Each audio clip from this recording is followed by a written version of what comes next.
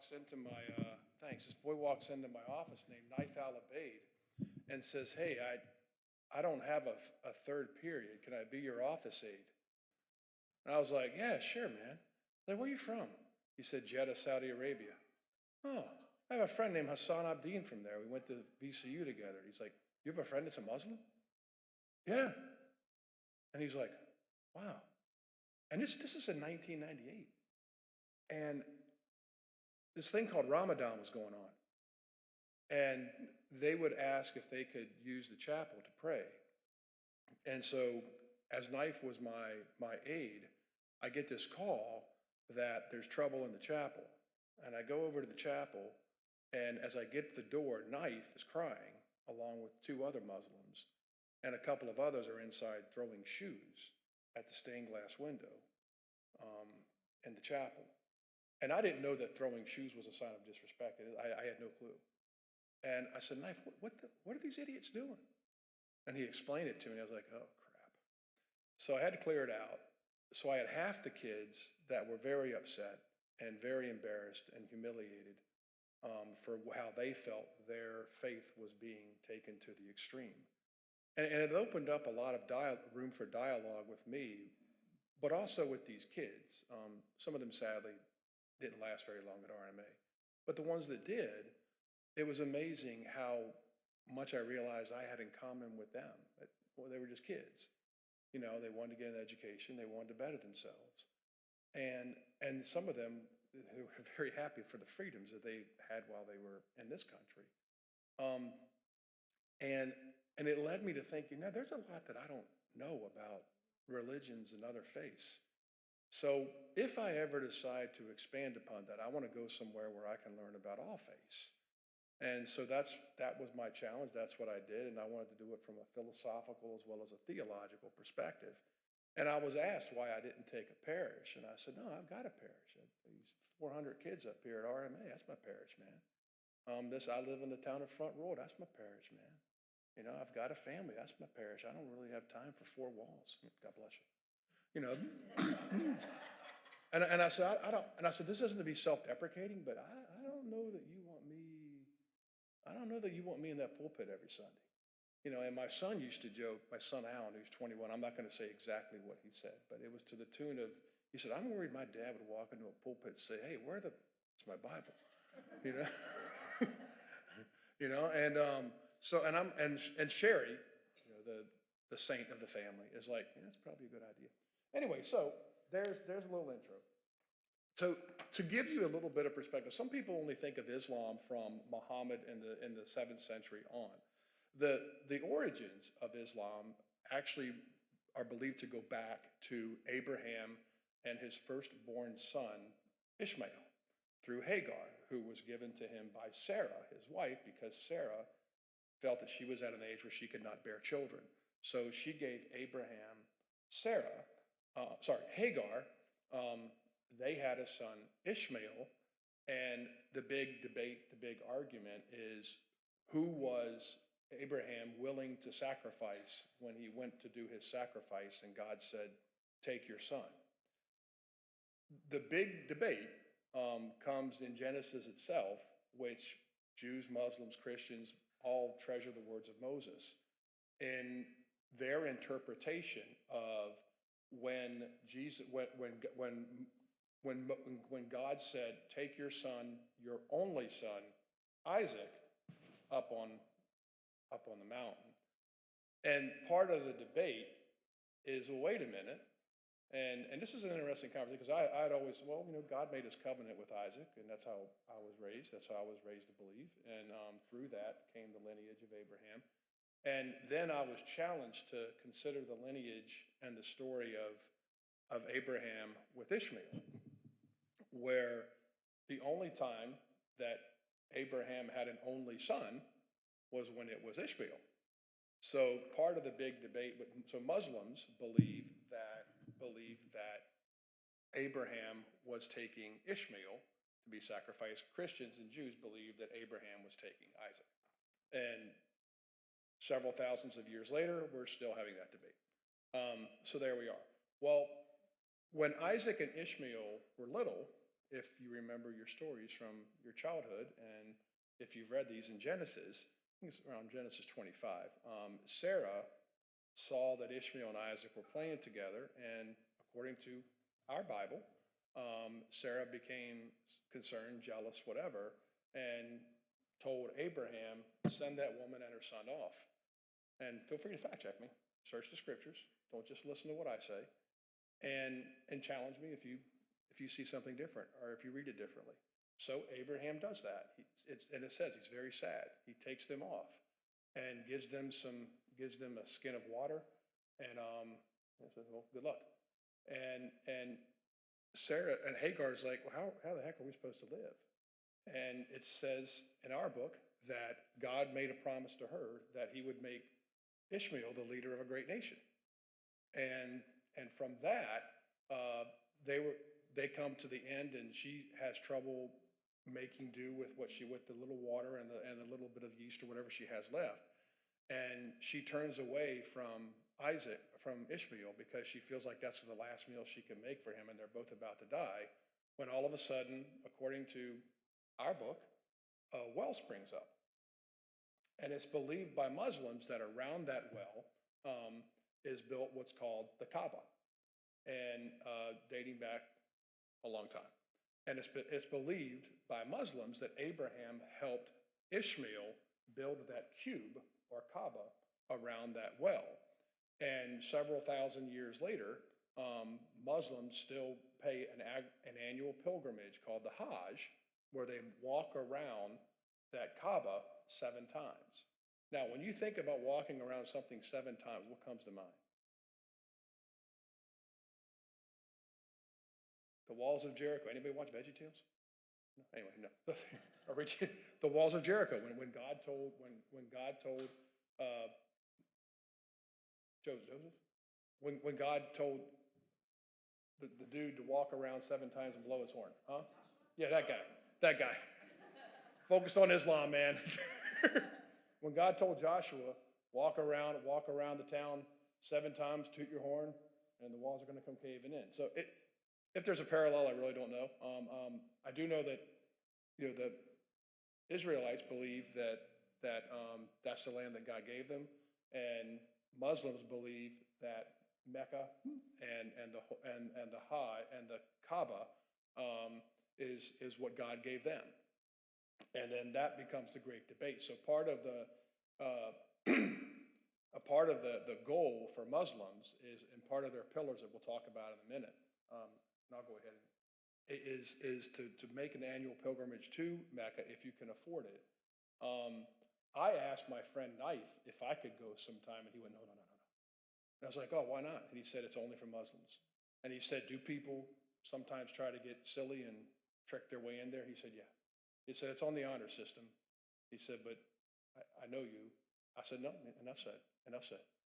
And he said, there's so many people that go to that thing every year that, quite frankly, it's all they can do to handle the ones that do go, because of the numbers that they have. So here's a few interesting facts. Islam is the second largest religion in the world after Christianity, with about 1.8 billion Muslims worldwide. Islam started in Mecca, in modern-day Saudi Arabia, during the time of the Prophet Muhammad's life. I would argue it started a long time before that. Here's a few facts. The word Islam means submission to the will of God. Anybody here believe in submitting to the will of God? Followers of Islam are called Muslims. Muslims are monotheistic. Sound familiar? Believe in all-knowing God. Sound familiar? Who in Arabic is known as Allah. Okay. Followers of Islam aim to live a life of complete submission to God. Sound good? They believe that nothing can happen without God's permission, but humans have free will. Sound familiar? Islam teaches that Allah's word was revealed to the Prophet Muhammad through the angel Gabriel.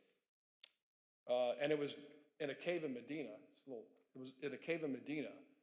Where Muhammad feared for his life. And so he went on his own little pilgrimage, and he hid in this cave in Medina. And while he was there, he was having these revelations. And he didn't know what to do. He went back and told his wife Khadijah about him, who was significantly older than him. And she said, well, we need to write these down. Well, Muhammad was illiterate and he didn't know how to write. So people wrote it down for him. That sound familiar? How do we get our revelations about our books and whatnot? So the mosques are where Muslims worship. There used to be a mosque here off of 55. Sadly, I don't believe that they meet there anymore. The closest one that I'm aware of is in Manassas. And it's interesting because, and this is very interesting, 80% of Muslims worldwide are Sunni. Only 20% are Shia. The mosque in Manassas is run by a man from Iran, which has 80% Shia Muslims and 20% Sunni Muslims. I went to a dinner there one Friday night. I used to take my students from RMA up there when I was teaching world religions. And I asked, would it be okay for us to come? He said, of course you can. He said, come hungry. So, okay, sure. So you don't have to tell teenagers to come hungry. So, and it was during the summer. So they already knew what to expect. So as soon as we get there, my kids immediately start taking their shoes off, which is proper. And it was interesting seeing the responses from different people in the group. Some that were very impressed that my kids were taking their shoes off. Some were like, hey, what are these people doing here? Which, if you remember our earlier conversation about my friend Hassan, it was very humbling for some of my kids. Because some people just stared at them the whole time they were there, wondering what their angle was. But as they went on, as everybody was praying, we were just quietly observing. One of my students, who is a male, didn't mean any harm, went over to say hi to a teenage female Muslim, and before he could get too close to reach his hand out, I just grabbed him, put by the back, and and he didn't mean any harm, but I sat him down. I said, dude, did you forget everything that we learned in Islam? Especially when we were here, you remember when our girls in our class were going to shake the hands of the imam, and the imam backed up and said, no, out of respect for you, I cannot touch you. And he said, out of respect for you. So I said, dude, that goes both ways. So sit down, keep your hands to yourself, feel free to wave and say hi. I don't even care if you wink, just don't touch him. And it was interesting. After that, the father came over to my boy, and it was Alan, and said, thank you for not touching my daughter. And Alan said, sir, I'm very sorry. I didn't mean. He said, no, it's okay. He said, we all learn. We all learn. He said, why don't you join us for dinner? And sat with him. So, as a father, I was so happy that my son got to have another experience in that regard and see kindness. So, Muslims believe that Muhammad continued to receive revelations from God through the rest of his life. And starting in 613 AD, or CE, whatever you want to call it, Muhammad began preaching Mecca. Now, there's the Hijra, or Abu Bakr was a friend of Muhammad's. Muhammad traveled from Mecca to Medina with his supporters. The journey became known as the Hijra and marks the beginning of the Islamic calendar. The first caliph was Abu Bakr, who was Muhammad's father-in-law, which was Khadijah, his wife's father and close friend. He died 2 years after he was selected, and he was succeeded by Caliph Umar, another father-in-law of Muhammad. It was as monotheistic as they were. They believed in having multiple wives. Now, to explain the caliphate system, and some people only think of the caliphate system and what was happening in, I don't know if it was Syria or whatever, when ISIS took over, and that's the only thing they know about caliphate, and it's unfortunate. But when Umar was assassinated 6 years after being named caliph, Muhammad's son-in-law took the role.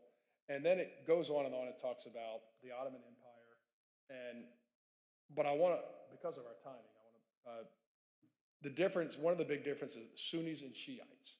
What is the big difference? What is the big difference? Well, when Muhammad died, there was debate over who should replace him as leader. It kind of sounds like our politics. This led to a schism in Islam, and they've been fighting ever since.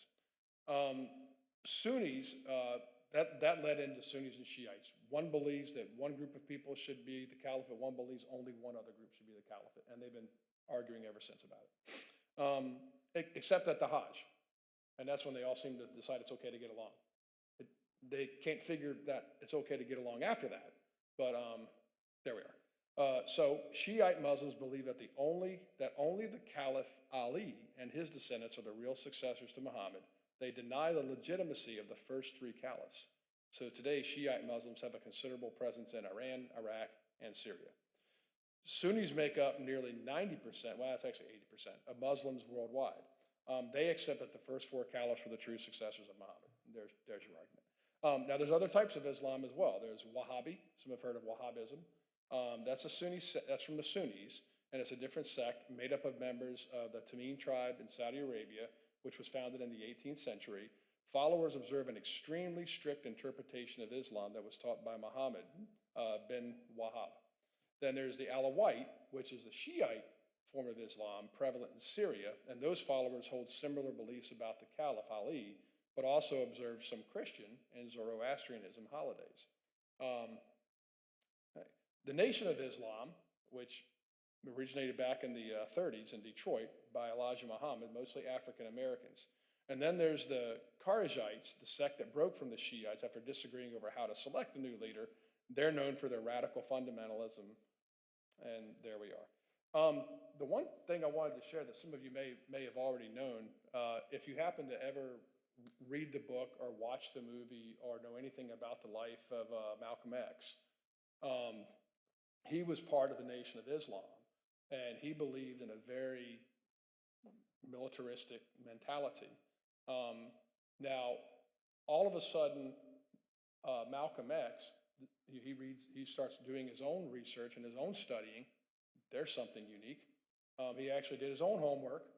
Wouldn't it be nice if all of us would do that? Especially, I'll just do that.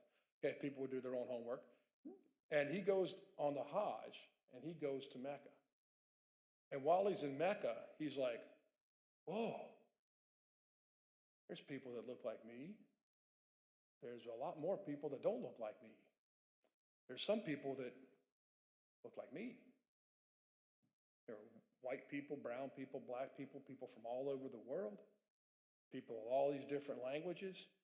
And he said, he come back and said, they didn't care who I was, what I was, they just loved me. He said, everybody there was brothers. And so he comes back and he renounced the militaristic part of Islam and said, this is wrong. This is not how you treat people. We need to figure out how to get along with each other. And it's believed that that's what led to his death. The Quran, which is the Islamic holy book, is similar to our Bible in that it's broken down into different, and they call it surahs. We call ours chapters. And it's considered the most important holy book, of course, in Islam. The text is considered the sacred word of God and supersedes any previous writings.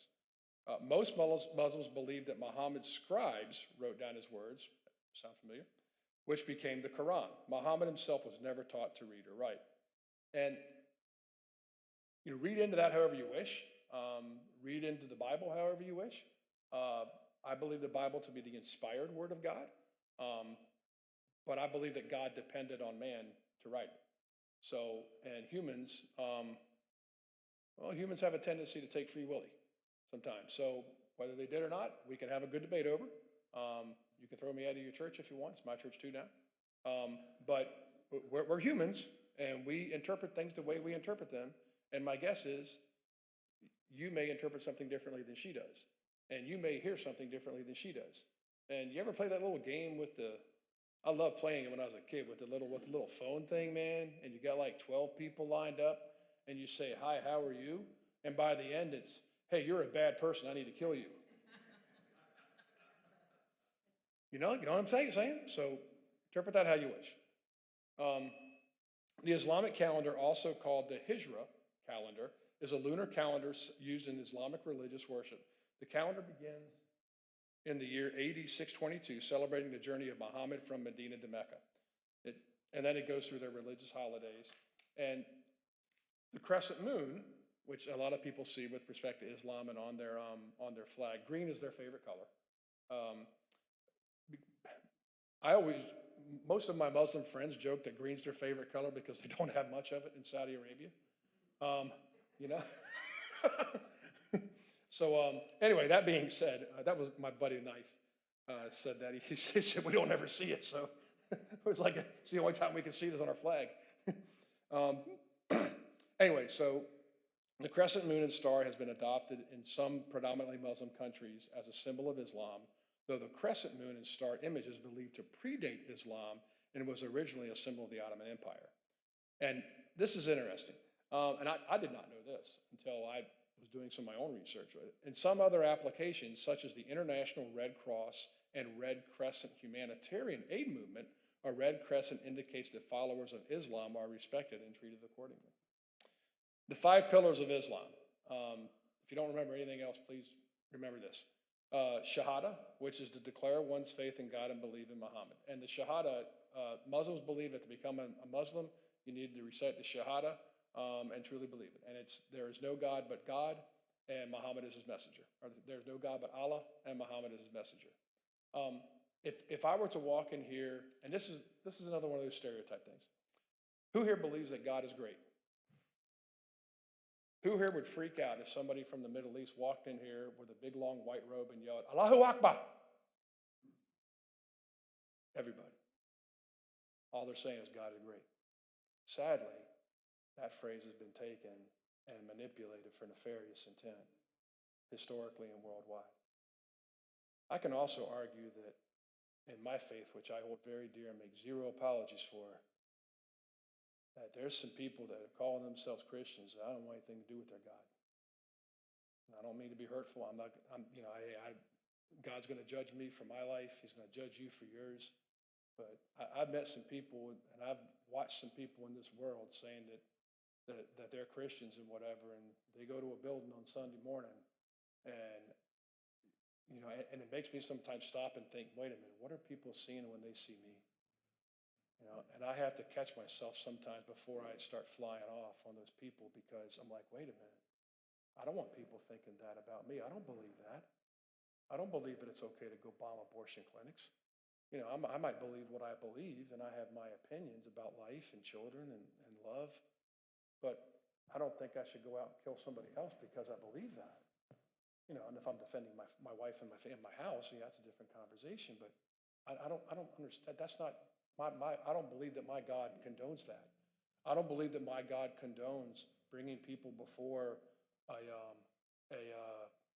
group and having them either convert or be killed. This thing called the Inquisition, a while back. The Crusades. I go all the way back to Pope Urban. Selling of indulgences to earn their way to heaven or whatever. I don't see that anywhere in the Bible. And so I get a little worked up when I see people trying to defend that. Yet they're blasting, this other stereotype. And so I understand when someone who doesn't understand Christianity, who is from a country that is very conservative Islam, comes and sees me and says, and they think all I want to do is drop a bomb on them or their neighborhood. Meanwhile, when I was a kid and I saw somebody walk in who looked like they were from the Middle East, and I had just got out of a lecture of my advisor, Dr. Mary Jean Hageman, telling me about how she got her PhD at the University of Beirut, the American University in Beirut, and it was a beautiful place in the 1970s. But all I knew about Beirut were the bombings, and so I see this guy walk in. And yet, through this crazy thing called dialogue and listening and not having this arrogant, emotional whatever, we realize, oh my God, we can actually get along. What's up with that? Salat, to pray 5 times a day at dawn, noon, afternoon, sunset, and evening. One little humorous thing here. So most of you know that I have a chauffeur business on the side. Sometimes I usually just go hang out at the Sunoco station at Dulles Airport by the Uber lot area, because the Uber lot's kind of creepy. Anyway, well, it is nothing. It is nothing when I'm there to look in one of the empty parking lots and see people bowing to Mecca. And some of them have become my friends. I'll wait till I don't go interrupt them and say, hey, man, what's going on? Not a good idea. So I'll wait till they're done. And then when they come back and we start chatting, and, it's amazing how kind they've always been to me, if they see, if somebody bumps my car, which happens all the time, they come and say, hey, Michael, somebody's bumped your car, and likewise and whatnot. But people look out for each other, and it's like, oh, wait a minute, aren't we supposed to hate each other? Zakat, to give to those in need. Now, their zakat would be considered what we call our tithe. Theirs is a little different in that they just give it directly. They just give it directly to whoever needs it and whatever needs it. My buddy Hassan Abdeen, he would buy pizza for whoever was in the BSU on Friday morning at 11 a.m. Whoever was there, he would just order pizza from Domino's. And I realized how much I hated Domino's pizza. And then Psalm to fast during Ramadan. And this is a tricky one because people, and I had to deal with this up at RMA when some people would get on our athletes for not fasting. Some Muslims would get on our athletes for not fasting. Well, in Islam, you have the option of fasting later, or depending on your age, your parents can say, look, I had parents call me and say, I'm concerned about my child's health needs. Please make sure they eat. Please make sure they eat. And it allowed to break down some of those other stereotypes. One of the worst things that ever happened when I finally understood what Ramadan was and what wasn't. A lot of the kids were getting their own, just eating noodles and whatever at sundown. And I was like, hey, this isn't right. We should be feeding. This is wrong. And so I went down to the cafeteria and I said, hey, can we please have a meal for these kids, a warm meal for these kids, or something substantial when sun goes down, so they can come in and have something to eat, and we can show them that we care about them, we love them, especially since we're taking $50,000 of their parents' money, And so I'm not making this up. So the next day at dinner, I go down to get the food, and they're ham sandwiches.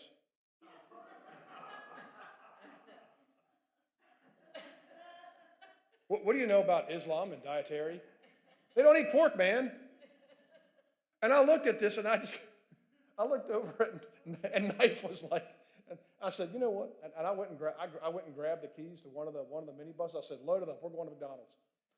I took them all to McDonald's, and they got, I think it was, well, they got hamburgers. They could eat hamburgers. Anyway, I took them to McDonald's, and I went back the next day with the receipt to give the colonel. He's like, the heck is this? And I said, they were going to give the kids ham sandwiches. And General Hobgood was in the other room. He said, what? He said, Mikey, bring me and I hate being called anything other than Michael, but General Hobgood was the one guy who could get away with it. Anyway, he said, Mikey, bring me that daggone, well, he said something else, but bring me the receipt. And so I took him the receipt, and he said, did they, I said, yeah, man. I said, my guess is they just didn't know.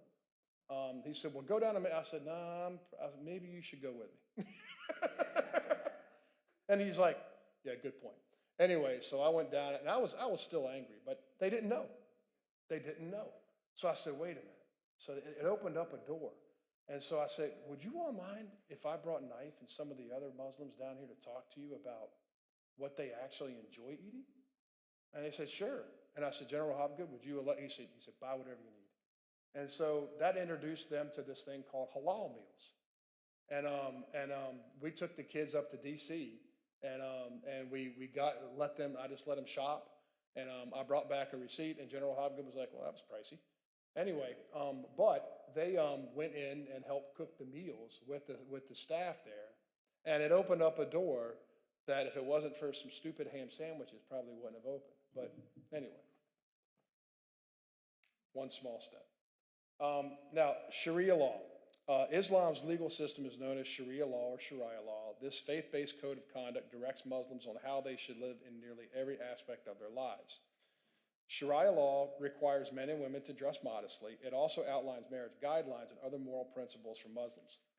Like, as is the case many times with Christians, people take that and go all these different directions with it.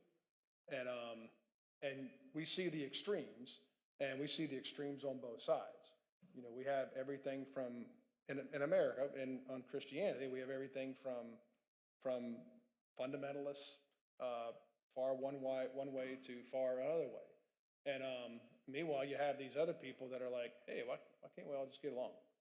And a lot of people, and I can tell you from my friend Rania Zabena, who was a Palestinian Christian who works for Al Jazeera English, whose mentor was the lady Shireen, who was killed a couple of months ago, the journalist killed a few months ago by Israeli soldiers. Her neighbor on one side is Jewish, her neighbor on the other side is Muslim. They just want to be left the heck alone. And they're all good friends, and they love each other, and yet the only thing we're allowed to see is what we see on the news. So anyway, there's a little homework thing for you.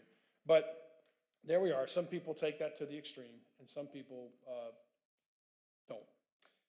If crimes are committed, Sharia law is known for its harsh punishments. For example, it is common in some countries where Sharia law is known for theft to be dealt with by amputating a person's hand.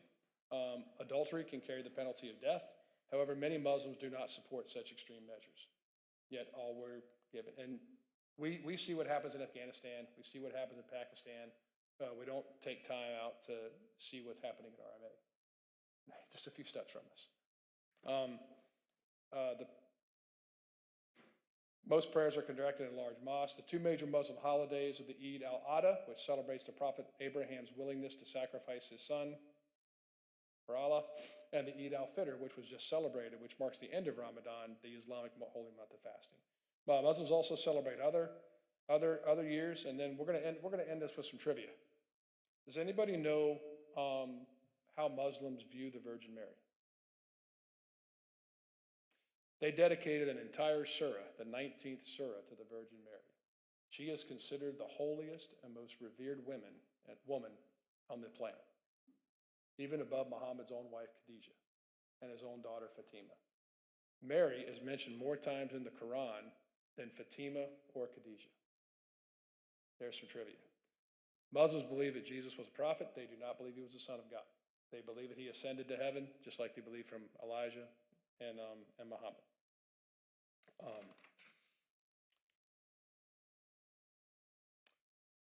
Who wants to take a guess where the highest number of Muslims are in the world? What country? United States?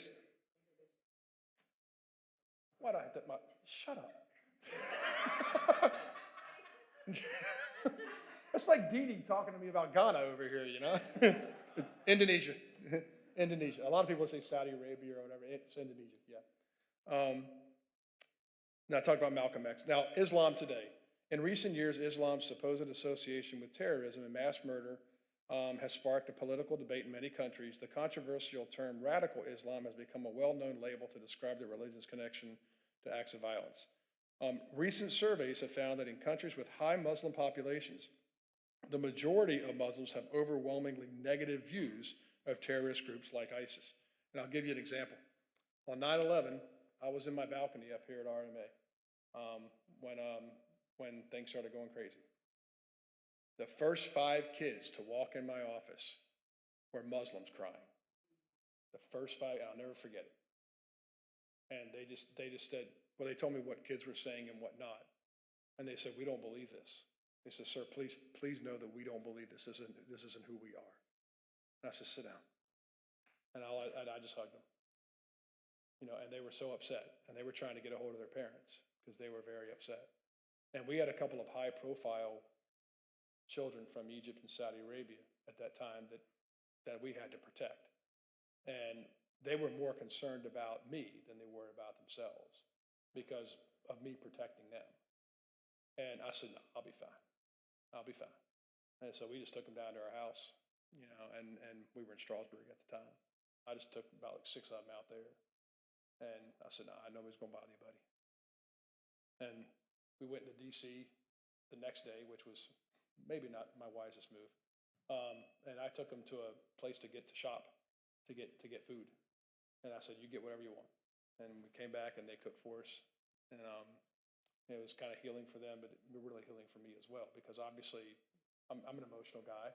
You know, we see what happens and whatever, but we don't stop to think about the majority that believe that was wrong, and that's not how people behave. Any more than I would hope that the majority of Christians think that bombing clinics is not a good thing either. While Muslims aim to clear up misconceptions about their faith, their religion continues to spread rapidly. Today, Islam is the world's fastest growing religion. Experts predict that Islam will surpass Christianity as the largest religion by the end of the century. Well, I know that my attention span is only about 20 minutes and you all have been sitting for 40. So I'll open it up for some questions. If you have any, please. It's about 5 years.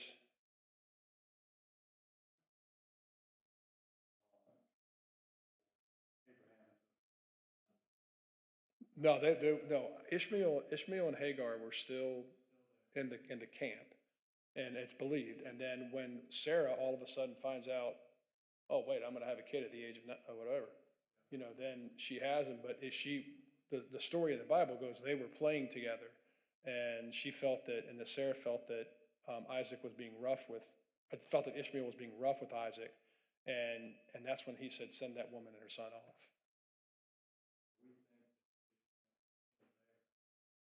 I believe that. That doesn't mean I'm right, but that's my interpretation. Well, it's biblical that Sarah felt that Ishmael did not like Ishmael. Yeah. Okay.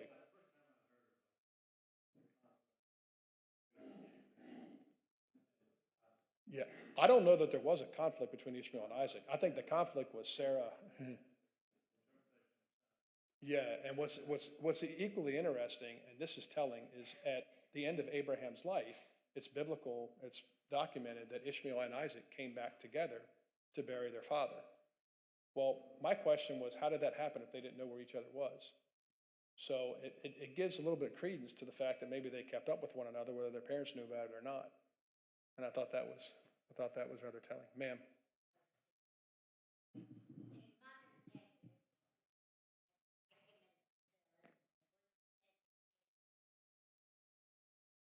yes, ma'am.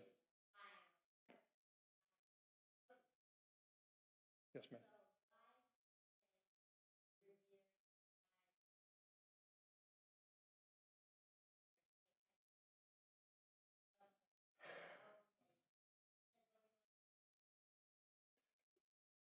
There's a, I can only give you my interpretation. And my interpretation is you have different extremes, just like you have them in America and how people treat their spouses in America. Um, well, it is taught that women are submissive to their husbands in Islam. And many do walk behind.